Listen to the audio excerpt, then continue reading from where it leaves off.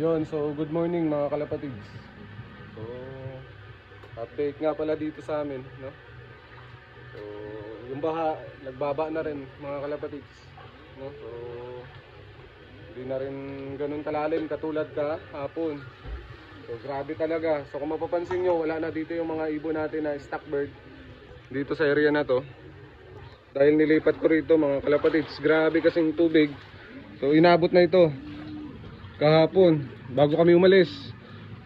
Dahil nagalis kami dito, lipat kami ng Santa Monica doon sa bahay ni Jewel Terreyes mga kalapatids. Doon kami natulog. So kaya naiwan lang sila dito. So grabe ito, yung mga breeder natin wala, inilagay ko rito sa kabila mga kalapatids. So ito yun naman yung mga stock bird ko, tinaas ko talaga mga kalapatids. Dahil yung tubig kahapon, yung nakalagay sa baba, hanggang dito na. So malapit na talaga. So kauwi lang namin. So ito yung mga manok, tinanggal ko, buti na lang nga, naitanggal ko kaagad. Kung hindi, wala na sana tong mga manok na to. Ito yung mga ibon. So yung nag-loop visit sa ating ibon nakaraan, so pinakawalan ko na.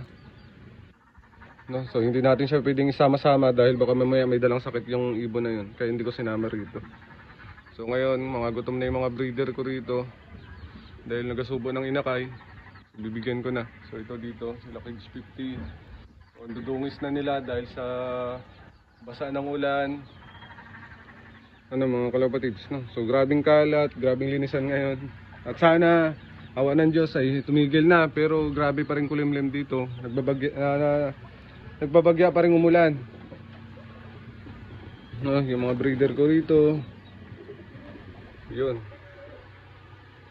So grabe.